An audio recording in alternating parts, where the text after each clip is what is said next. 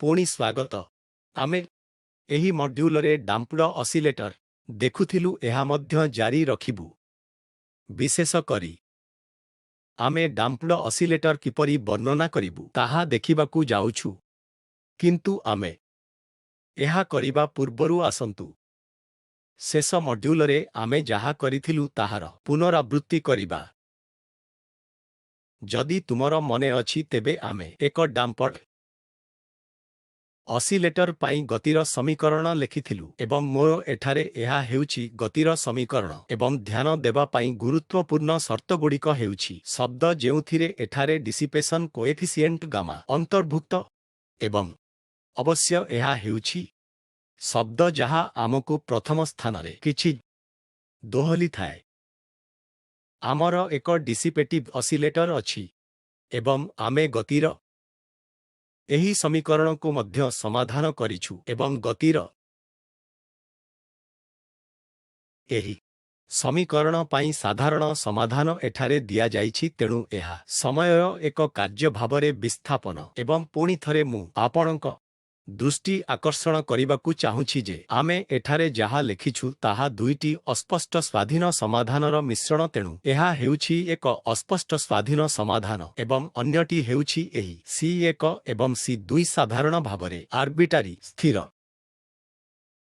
वर्तमान एही साधारण समाधान विभिन्न संभावना को ह्रास करिबो एवं एहा कण ह्रास करिबो ताहा एठारे स्क्वायर रूट भितरे एही परिमाण उपरे निर्भर करे। तेणु एही क्वांटिटी पॉजिटिव किंबा नेगेटिव किंबा शून्य उपरे निर्भर करे जहा आमे डाम्पर्ड पेंडुलम पाई विभिन्न प्रकारर गतिशीलता पाइबाकु जाउछु।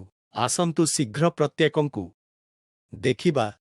आमे देखिलु जे शेष मॉड्यूलरे जेतेबेले गामा स्क्वायर 4m वर्ग s बाय m गामा वर्ग अपेक्षा बड़ हुए सेतेबेले आमे एहाकु केस 1 बोली कहि थाउ। एहा सेही केस जेउठारे फोर्स रिस्टोरिंग किंबा स्टिफनेस कोएफिशिएंट तुलनारे डिसिपेशन प्राधान्य विस्तार करे।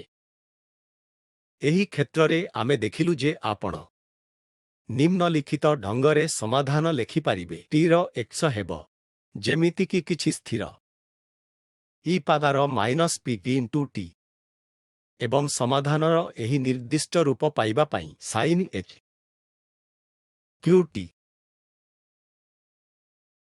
आमे एही प्रारंभिक शर्त रखिथिलु जे शून्यरे विस्थापन शून्य सहित समान। मु समयर एक कार्य भावरे डिसप्लेसमेंट प्लॉट करुछि। आमे किछि समाधान पाई परिबा जहा उदाहरण स्वरूप एही परी देखा जाई पारे। x अक्षरे एहा एठारे एहा एक मामला जेउठारे कोनोसी ऑसिलेशन नाही। आपण केवल सिस्टम को एक सिस्टम दियंती जहा विपुल परिमाणर एक डिसिपेटिव फोर्स अनुभव करुछि। एहा केवल संतुलन स्थिति को फेरी आसे आउ कोनोसी मूवमेंट संभव नुहे। पारामेट्रिक रेजिम को चालंतु जहाकु आमे पूर्व मॉड्यूल को केस कहि थाउ। एही क्षेत्ररे 4 मीटर वर्ग द्वारा गामा वर्ग द्वारा प्रतिनिधित्व करुथिबा डिसिपेशन मध्यरे एक प्रिसाइज बालांस अछि एवं कोएफिशिएंट परी रिस्टोरिंग फोर्स किंबा स्टिफनेस कोएफिशिएंट जहा s बाय m। एही क्षेत्ररे आमे समाधान लेखुथिलु जेहेतु e पादार -pt c + d times t एवं केवल आपणंकु मने पकाइबा पाई आमे एही p कु 2m पर्यंत गामा अर्थ करिबाकु व्यवहार करू। तेणु पुनर्बार एहा एक केस जेउठारे कोनोसी ऑसिलेशन संभव नुहे। आमे शीघ्र समाधान विस्थापन को स्केच करि परिबा कारण समयर एक कार्य पुनर्बार एही परी किछि जीव एवं एहा हेउछि सेही समय जेउथिरे t सर्वाधिक डिसप्लेसमेंट होई न थाए एवं मु एहाकु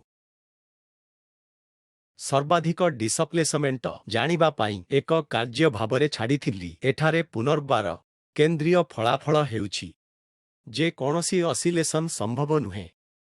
तापरे ଆମେ ଦେଖିଲୁ ଯାହାକୁ ଆମେ ଏହି କ୍ଷେତ୍ରରେ ଡିସିପେସନ୍ କେସ୍ 3 ବୋଲି କହିଛୁ, ତାହା କମ୍।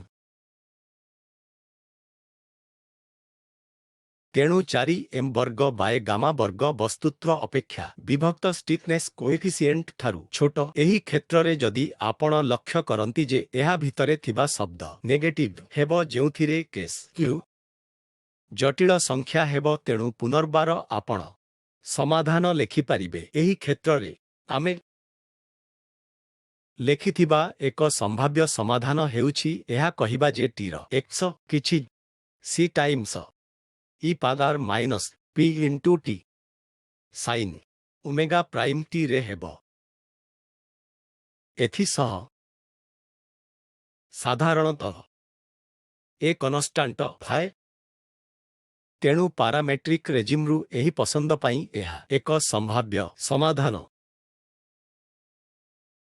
ଏବଂ ଓମେଗା ପ୍ରାଇମ୍ ହେଉଛି ଡାମ୍ପଡ ଅସିଲେଟର ଆଙ୍ଗୁଲାର ଫ୍ରିକ୍ୱେନ୍ସି ଯାହା ଟାଉ ପ୍ରାଇମ୍ ଦ୍ୱାରା ବିଭକ୍ତ 2ଟି ପାଇ ସହିତ ସମାନ ହେବ। ଆପଣ ଦେଖିପାରିବେ ଯେ ଏହା ଏକ ଅସିଲେଟରୀ ଅଂଶ ସମାଧାନର ଏକ ଦୋହଲିବା ଅଂଶ ଅଛି, ଯାହା ଦ୍ରୁତ ଗତିରେ କ୍ଷୟ ହେଉଥିବା ଅଂଶ ଦ୍ୱାରା ମଡ୍ୟୁଲେଟ୍ ହୋଇଥାଏ। ମୁଁ ଏଠାରେ ସମାଧାନକୁ କିଛି ମାତ୍ରାରେ ସ୍କେଚ୍ କରିପାରିବି, ଯାହା ଦ୍ୱାରା ଏହା କରୁଥିବା ଅସିଲେଟରୀ ଅଂଶ ଅଛି। ଯେତେବେଳେ ଦ୍ରୁତ ଗତିରେ କ୍ଷୟ ହେଉଥିବା ଅଂଶ ଏହିପରି ହେବ, ଏହା e ପାୱାର ମାଇନସ୍ pt ସହିତ ମେଳ ଖାଇବ। କେବଳ ନିଜେ ମନେ ପକାଇବା ପାଇଁ p ହେଉଛି ଗାମା ବାଏ 2m ଏବଂ ଏହା ବୁଝିବା ମଧ୍ୟ ଗୁରୁତ୍ୱପୂର୍ଣ୍ଣ ଯେ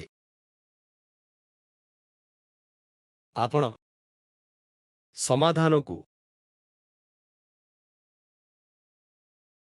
x ଅଫ୍ t କିଛି ଆମ୍ପ୍ଲିଟ୍ୟୁଡ୍ ସହିତ ସମାନ ବୋଲି ଭାବିପାରିବେ, ଯାହା ସମୟ ନିର୍ଭରଶୀଳ ସମୟ omega prime t plus phi sine କରେ।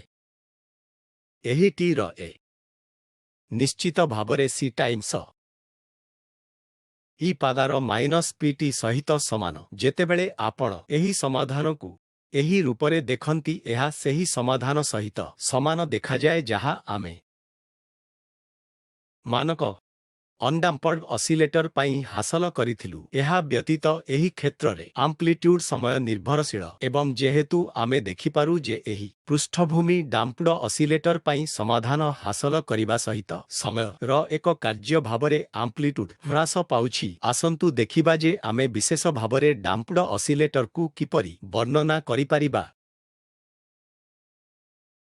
ଏହି ଅଂଶରେ q ଭାଲ୍ୟୁର ଧାରଣା ପ୍ରବର୍ତ୍ତନ କରିବ।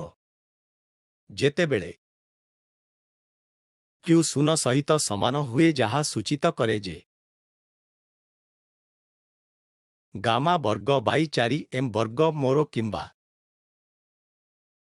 ଅଧିକ ଶାରୀରିକ ଭାବରେ କମ୍ ଡିସିପେସନ୍ କିଛି ମାତ୍ରାରେ ଆଲୋକ ଅଟେ। ଏହା ଭାରି କ୍ଷୟ ନୁହେଁ। ବର୍ତ୍ତମାନ ଏହି କ୍ଷେତ୍ରରେ ଆସନ୍ତୁ ଗୋଟିଏ ସମାଧାନ ସହିତ ଆରମ୍ଭ କରିବା। ମୋତେ କହିବାକୁ ଦିଅ, ଯଦି ମୁଁ ଏହି ସମାଧାନ ସ୍କେଚ୍ କରିବାକୁ ଚେଷ୍ଟା କରେ, ତେବେ ଏହା ବର୍ତ୍ତମାନ ଏକ ସମ୍ଭାବ୍ୟ ସମାଧାନ। ଏହା ପୁନର୍ବାର ଏହିପରି ଦେଖାଯାଇପାରେ। ଏହା ଏକ କୋଷ ପ୍ରକାର୍ଯ୍ୟ। ଏହା ବୋଧହୁଏ ଏହିପରି ହେବା ଉଚିତ ଏବଂ ଏହା ଏହି ଦ୍ରୁତ କ୍ଷୟଶୀଳ କାର୍ଯ୍ୟ ଦ୍ୱାରା ମଡ୍ୟୁଲେଟ୍ ହୋଇଛି, ଯାହା ବୋଧହୁଏ ଏହିପରି କିଛି କାର୍ଯ୍ୟ କରେ।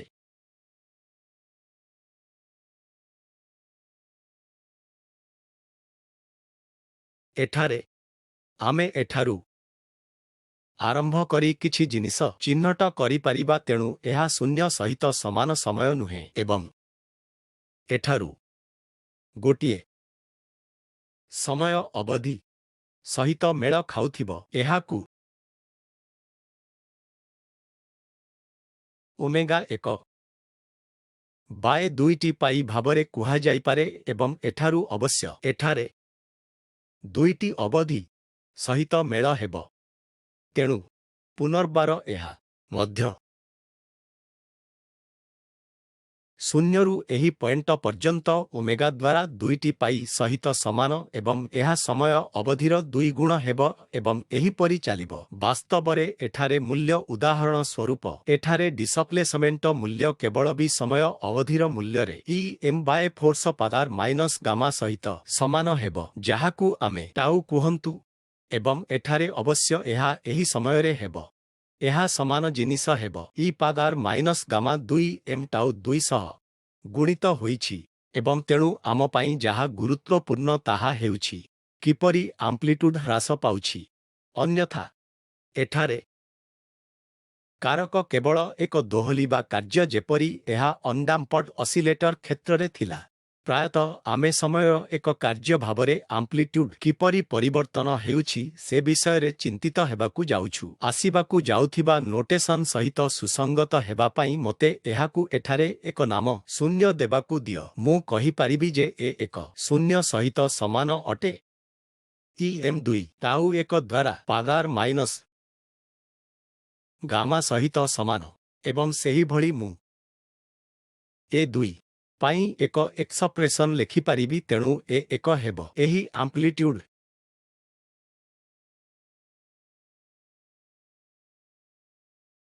ଅବଶ୍ୟ ଏହି ଆମ୍ପ୍ଲିଟ୍ୟୁଡ୍ ହେବ E0 ଇ ପାୱାର ମାଇନସ୍ ଗାମାରେ 2m ରୁ 2 ଟାଉ 1ରେ E0 ହେବ। ଏହାକୁ ଅନୁସରଣ କରି ଜଣେ ଦେଖିପାରେ ଯେ ପାଟର୍ନ ସିଧାସଳଖ NH ଷ୍ଟେପ୍ କିମ୍ବା nth ଆମ୍ପ୍ଲିଟ୍ୟୁଡ୍ରେ କ'ଣ ଘଟେ ତାହା ଲେଖିପାରିବ। ଏହା କେବଳ E ପାୱାର ମାଇନସ୍ ଗାମାରେ 1 ସହିତ ସମାନ ହେବ 2 ମିଟରରୁ n ଟାଉ 1 ଗାମାରେ 2m ରୁ ଟାଉ 1 କୁ ମୁଁ ଏହାକୁ ଡେଲ୍ଟା କହିବି ଯେଉଁ କ୍ଷେତ୍ରରେ ମୁଁ ଲେଖିଥିବା ଶେଷ ସମୀକରଣ 0 ହେବ n ଇ ପାୱାର ମାଇନସ୍ n ଡେଲ୍ଟା ସହିତ 0 ସହିତ ସମାନ ଏବଂ ଏହା ସୂଚିତ କରିବ ଯେ 0 ବାଏ n ଇ ପାୱାର ମାଇନସ୍ n ଡେଲ୍ଟା ସହିତ ସମାନ। ଏହି କ୍ୱାଣ୍ଟିଟି ଡେଲ୍ଟା ହେଉଛି ଏପରି ଏକ ଜିନିଷ ଯାହା ଡାମ୍ପଡ୍ ଅସିଲେଟରକୁ ବର୍ଣ୍ଣନା କରେ। ମୁଁ ଉଭୟ ପାର୍ଶ୍ୱରେ ଲଗ୍ନେଇ ଏହି ମୂଲ୍ୟ ଏକ୍ସଟ୍ରାକ୍ଟ କରିପାରିବି।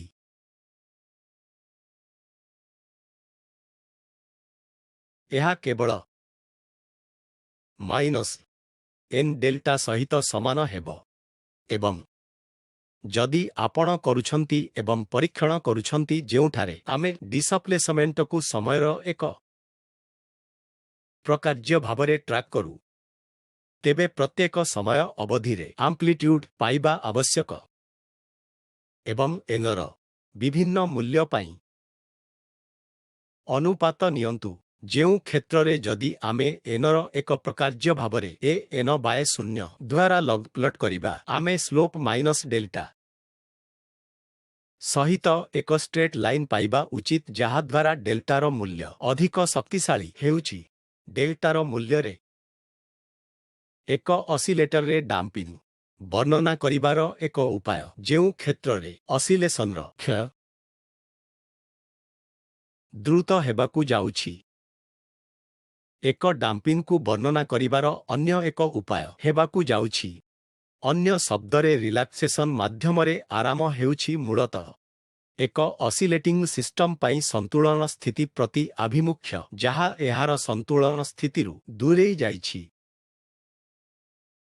ବାସ୍ତବରେ ଯଦି ଆପଣ ଏଠାରେ ଥିବା ଚିତ୍ରକୁ ଦେଖନ୍ତି ଯେଉଁଠାରେ ମୁଁ ସମୟର ଏକ କାର୍ଯ୍ୟ ଭାବରେ ଡିସପ୍ଲେସମେଣ୍ଟ କରିଛି ଯାହା ଠିକ୍ ତାହା ହିଁ ଘଟୁଛି ଯାହା ଆପଣ ବିସ୍ଥାପିତ ହୋଇଥିଲେ ପ୍ରାରମ୍ଭିକ ସମୟରେ ଦୋହଲିବା ଏବଂ ଧୀରେ ଧୀରେ ଅସିଲେଟର ଡାମିଂ ହେଉଛି ଏବଂ ଶେଷରେ ଶୂନ୍ୟ ସହିତ ସମାନ x ସହିତ ଅନୁରୂପ ସନ୍ତୁଳନ ସ୍ଥିତିରେ ପହଞ୍ଚିବ। ଆମେ ଏହାକୁ ରିଲାକ୍ସେସନ ଟାଇମ ମାଧ୍ୟମରେ ବର୍ଣ୍ଣନା କରିବାକୁ ଚାହୁଁଛୁ ଏହା କେବଳ ଆମ୍ପ୍ଲିଟ୍ୟୁଡ୍ ଅଂଶକୁ ଅନ୍ତର୍ଭୁକ୍ତ କରିବାକୁ ଯାଉଛି। ମୁଁ ଆମ୍ପ୍ଲିଟ୍ୟୁଡ୍କୁ 2m/n ଟି ଇ ପାଦାର ମାଇନସ୍ ଗାମା ଭାବରେ ଲେଖିପାରିବି ଯାହା ଆମେ ପଚାରିପାରିବା ଯେ ପ୍ରାରମ୍ଭିକ ସମୟରେ ଆମ୍ପ୍ଲିଟ୍ୟୁଡ୍ କେଉଁ ସମୟରେ ଏହାର ମୂଲ୍ୟର ଗୋଟିଏ ଦ୍ୱାରା ଏକକୁ ଖସିଯାଏ ତାହା ହେଉଛି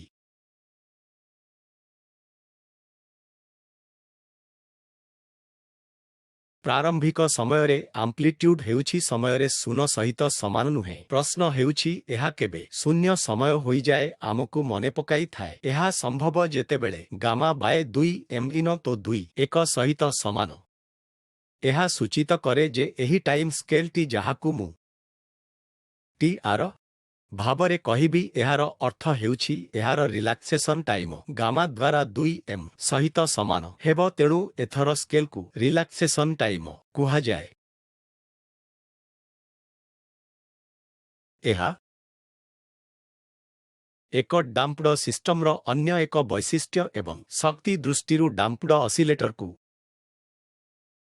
ବର୍ଣ୍ଣନା କରିବାର ସମ୍ପୂର୍ଣ୍ଣ ଅନ୍ୟ ଏକ ଉପାୟ ଅଛି। ତେଣୁ ଯଦି ଆପଣ ଗତ ଦୁଇଟି କେସ୍ ଲକ୍ଷ୍ୟ କରନ୍ତି ଆମେ ଦେଖୁଥିଲୁ ଯେ ଟାଇମ୍ର ଏକ କାର୍ଯ୍ୟ ଭାବରେ ଆମ୍ପ୍ଲିଟ୍ୟୁଡ୍ କିପରି କ୍ଷୟ ହେଉଥିଲା ଏବଂ ଆମେ ମୂଳତଃ ଅସିଲେସନର ଆମ୍ପ୍ଲିଟ୍ୟୁଡ୍ର କ୍ଷୟକୁ ବର୍ଣ୍ଣନା କରିଥିଲୁ। ଉଭୟ ଯେତେବେଳେ ଆମେ ଏକ ଡେଲ୍ଟା ବ୍ୟାଖ୍ୟା କରିଥିଲୁ ଏବଂ ଯେତେବେଳେ ଆମେ ଏହି ରିଲାକ୍ସେସନ ଟାଇମକୁ ବ୍ୟାଖ୍ୟା କରିଥିଲୁ ପରବର୍ତ୍ତୀ ସମୟରେ ଏନର୍ଜି ଡିକେ ଦୃଷ୍ଟିରୁ ଏକ ଅସିଲେଟରର ଡାମ୍ପିଂକୁ ବର୍ଣ୍ଣନା କରିବାକୁ ଯିବ। ଆମେ ବର୍ତ୍ତମାନ ଏକ ଅସିଲେଟର ପାଇଁ କ୍ୟୁ ମୂଲ୍ୟର ଧାରଣା ଦେଖିବୁ ଏବଂ ପୁନର୍ବାର ପ୍ରାରମ୍ଭିକ ବିନ୍ଦୁ ହେଉଛି ସମୟର ଏକ କାର୍ଯ୍ୟ ଭାବରେ ଆମ୍ପ୍ଲିଟ୍ୟୁଡ୍। ଯଦି ଆମେ ଆମର ପୂର୍ବ ବ୍ୟବହାରରୁ ଅନ୍ଡାମ୍ପଡ୍ ଅସିଲେଟର ଏବଂ ମଡ୍ୟୁଲର ଶେଷରୁ ମନେ ରଖିଥାଉ ମୁଁ କହିଥିଲି ଯେ ଶକ୍ତି ଆମ୍ପ୍ଲିଟ୍ୟୁଡ୍ର ବର୍ଗ ସହିତ ଆନୁପାତିକ ଅଟେ ଏବଂ ବର୍ତ୍ତମାନ ଏହି ଧାରଣା ବ୍ୟବହାର କରିବାକୁ ଏହି ଅବସର ପାଇବେ ଶକ୍ତି କିପରି କ୍ଷୟ ହେବାକୁ ଯାଉଛି ତାହା ବ୍ୟାଖ୍ୟା କରିବା ହେଉଛି ଆମକୁ କେବଳ କହିବା ଆବଶ୍ୟକ ଯେ ସମୟର ଏକ ପ୍ରକାର୍ଯ୍ୟ ଭାବରେ ଶକ୍ତି ଆମ୍ପ୍ଲିଟ୍ୟୁଡ୍ର ବର୍ଗ ସହିତ ସମାନ ଯାହା ଇ ପାଦାର ମାଇନସ୍ ଗାମା ବାଏ ଏମ୍ ଏକ ଶୂନ୍ୟ ବର୍ଗ ହେବ ଏବଂ ଏଠାରେ ଏହି କ୍ୱାଣ୍ଟିଟି ଯାହା ଏକ ଶୂନ୍ୟ ବର୍ଗ ଅଟେ ମୁଁ ଏହାକୁ ଶୂନ୍ୟ କିମ୍ବା ପ୍ରାରମ୍ଭିକ ଶକ୍ତି ସହିତ ସମାନ ନୁହେଁ ସମୟଟି ଶକ୍ତିକୁ ଇ ଶୂନ୍ୟ ଭାବରେ ପୁନର୍ନାମିତ କରିପାରିବି। ତେଣୁ ସମୟ ଏକ ପ୍ରକାର୍ଯ୍ୟ ଭାବରେ ଶକ୍ତି ଦେଖାଯିବ ଯେପରି ଟିର ଇ ପାଦାର ମାଇନସ୍ ଗାମାରେ ଶୂନ୍ୟ ସହିତ ସମାନ। ଆମେ ବର୍ତ୍ତମାନ ଦିଆଯାଇଥିବା ପ୍ରଶ୍ନ ପଚାରୁଛୁ ଯେ ଆମେ ସେହି ସମୟରେ ଅସିଲେଟରରେ ଶୂନ୍ୟ ସମାନ ଶକ୍ତି ରଖିଛୁ ଯାହା ଶୂନ୍ୟ ସହିତ ସମାନ ନୁହେଁ ତେଣୁ ଆମେ ଏହାକୁ କିଛି ଶକ୍ତି ଦେଉଛୁ ଯେତେବେଳେ ସେହି ଶକ୍ତି E0 ଇ ଇଣ୍ଟୁ ଇ ପାଦାର ମାଇନସ୍ ଏକ ହୋଇଯାଏ ଯେତେବେଳେ ଟି ଏମ୍ ବାଏ ଗାମା ସହ ସମାନ ହୋଇଥାଏ ସେତେବେଳେ ଏହା ହେବ ଆରାମ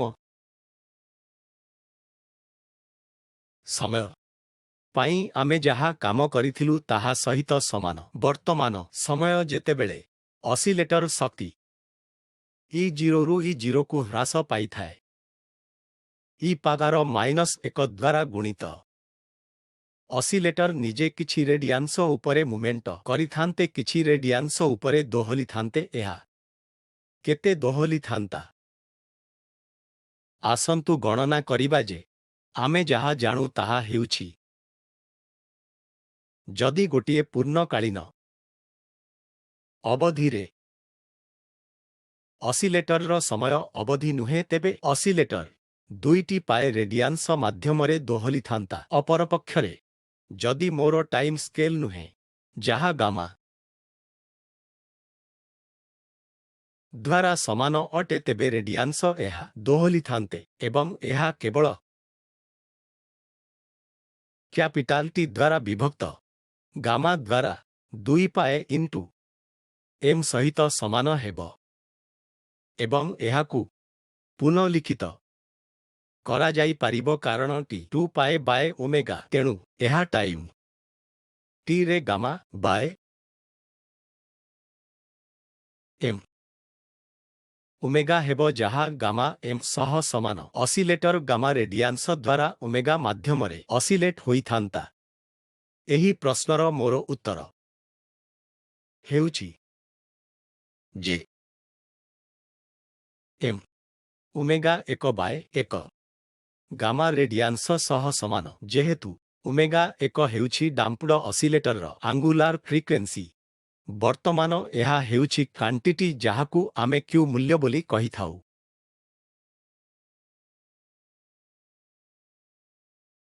एवं खूब शीघ्र एहार भौतिक अर्थ देखिबे किंतु एहा पूर्वरु एहाकू टिकिए अधिक शक्तिशाली करिब।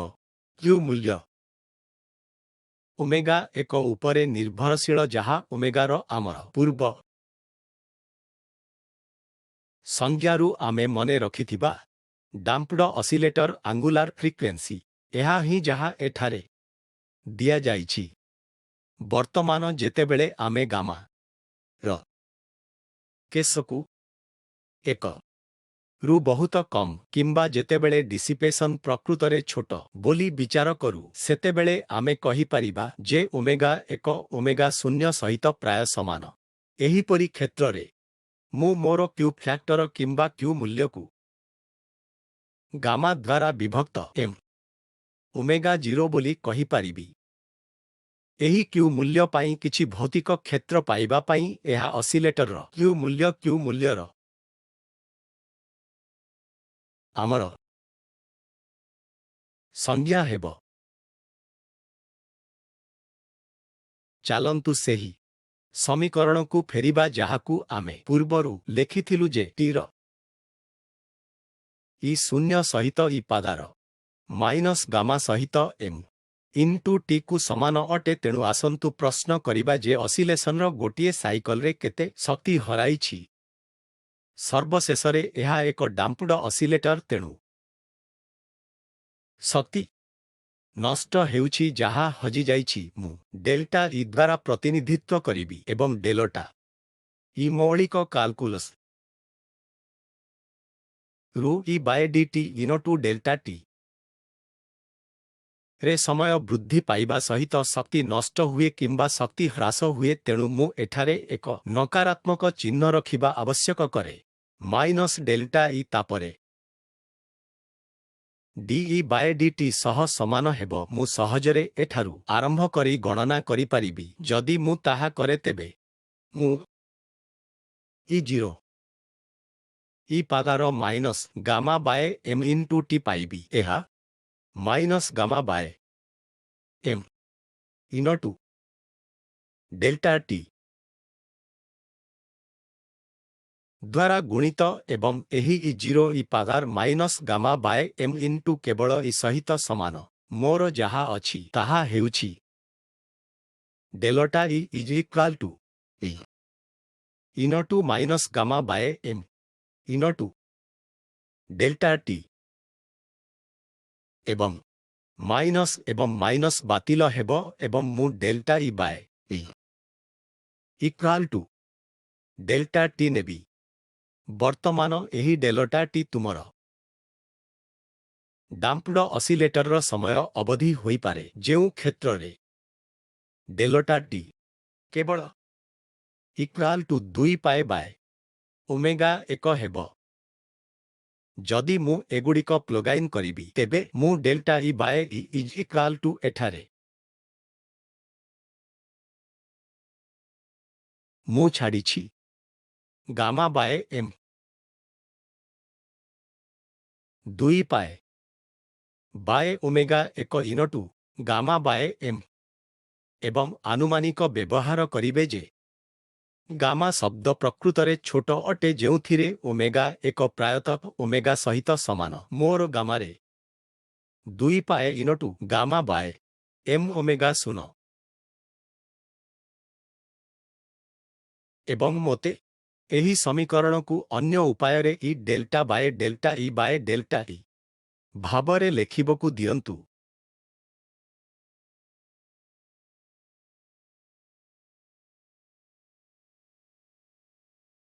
जदि मु ताहा करे e by delta e 1 by 2 pi M omega 0 bye Gama ଲେଖିବାକୁ ଦିଅନ୍ତୁ ଏବଂ ତୁମେ ନୋଟିସ କରିବ ଯେ ଏହି M omega by 0 divided by gamma ସଠିକ୍ ଭାବେ କ୍ୟୁ ଫ୍ୟାକ୍ଟରର ସଂଜ୍ଞା ଏବଂ ମୁଁ ଏହାକୁ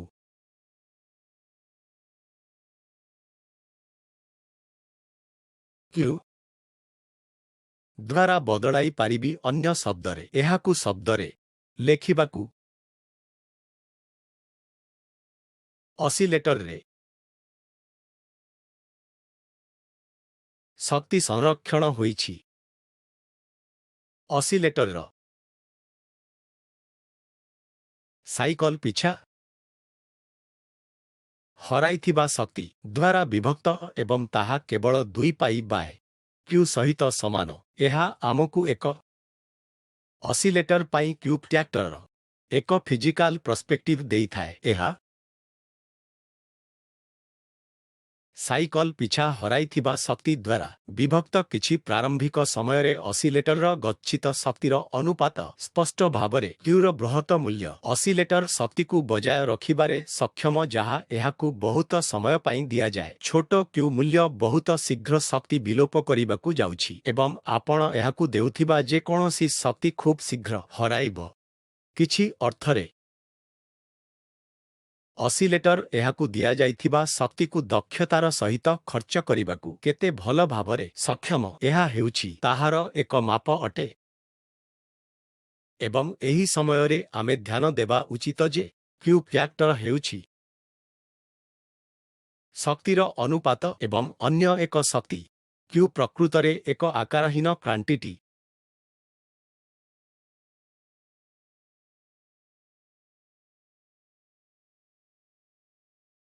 ଶେଷରେ ଆସନ୍ତୁ ପଚାରିବା ଯେ ସମୟର କାର୍ଯ୍ୟ ଭାବରେ ଶକ୍ତି କିପରି ପରିବର୍ତ୍ତନ ହେଉଛି। ଆମେ ଅସିଲେଟରର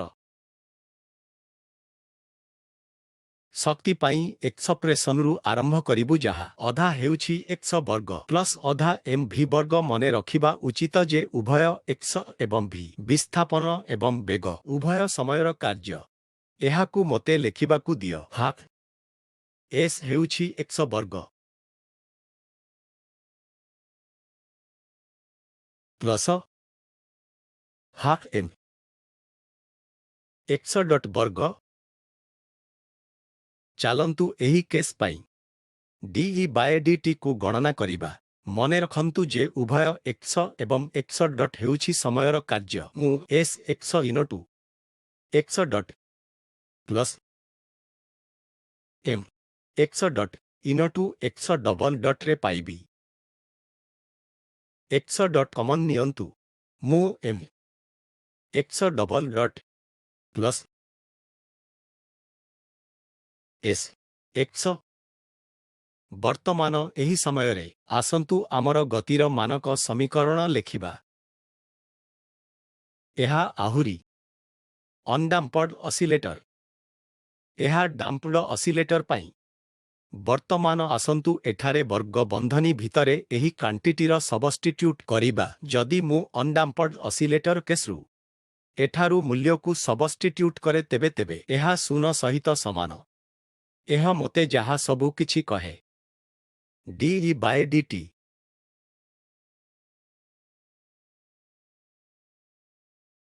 ପାଇଁ ଅନଡାମ୍ପଡ ଅସିଲେଟର 0 ସହ ସମାନ। ତାହା ଏହି ସମୀକରଣରୁ ଆସିଥାଏ ତେଣୁ ଆପଣ ଏହାକୁ ଏଠାରେ ରଖନ୍ତୁ। ଏହି ସମୀକରଣରେ ଆପଣ ସବୁବେଳେ ସମାନ ଭାବରେ 0 ପାଇବାକୁ ଯାଉଛନ୍ତି। ଶକ୍ତି ଏକ ସ୍ଥିର କିମ୍ବା ଶକ୍ତି ସଂରକ୍ଷଣ ବୋଲି କହିବାର ଏହା କେବଳ ଅନ୍ୟ ଏକ ଉପାୟ। ଏବଂ ଏହା ହେଉଛି ଧାରଣା ଯାହା ଆମେ ଗତ ସପ୍ତାହରେ ପୂର୍ବରୁ ଗୁରୁତ୍ୱ ଦେଇଥିଲୁ କିନ୍ତୁ ବର୍ତ୍ତମାନ ଯଦି ଆପଣ ଡାମ୍ପଡ ଅସିଲେଟରକୁ ଆସନ୍ତି ତେବେ ଆପଣ ଏଠାରୁ ଏହି quantity M X double dot plus S X ପାଇଁ ସବଷ୍ଟିଟ୍ୟୁଟ୍ କରନ୍ତି। ଏହା ମୋତେ ଦେବ ଯେ D E by D T X dot into ସହିତ ସମାନ ଏବଂ ଯଦି ମୁଁ ଏହାର ସବଷ୍ଟିଟ୍ୟୁଟ୍ କରେ ଏବଂ ମାଇନସ୍ ଗାମା ଏକ୍ସ ଡଟ୍ ପାଆନ୍ତୁ ତାହା ମାଇନସ୍ ଗାମା ଏକ୍ସ ଡଟ୍ ବର୍ଗ। ଏହି କ୍ଷେତ୍ରରେ ସାଧାରଣତଃ ଏହା 0 ସହ ସମାନ ନୁହେଁ। ତେଣୁ ସମୟ ସମ୍ବନ୍ଧରେ ଶକ୍ତି ପରିବର୍ତ୍ତନର ହାର ପ୍ରକୃତରେ ନେଗେଟିଭ୍ ଅଟେ। ସାଧାରଣ ଭାବରେ ଏହା 0 ସହ ସମାନ ନୁହେଁ, ଯାହାର ଅର୍ଥ ହେଉଛି ଶକ୍ତି ସଂରକ୍ଷିତ ନୁହେଁ ଏବଂ ଅବଶ୍ୟ ଶକ୍ତି ହରାଇଥାଏ। ଏହା ଏପରି କିଛି ଯାହା ଆମେ ଏହି ମଡ୍ୟୁଲରେ ଦେଖିଛୁ। ଏହା ସହିତ ଏହି ମଡ୍ୟୁଲ ସମାପ୍ତ ହେବ ଏବଂ ପରବର୍ତ୍ତୀ ମଡ୍ୟୁଲରେ ଡାମ୍ପଡ ଅସିଲେଟର ସହିତ ଜଡ଼ିତ କିଛି ସମସ୍ୟା ଉପରେ ଦୃଷ୍ଟି ଦିଆଯିବ।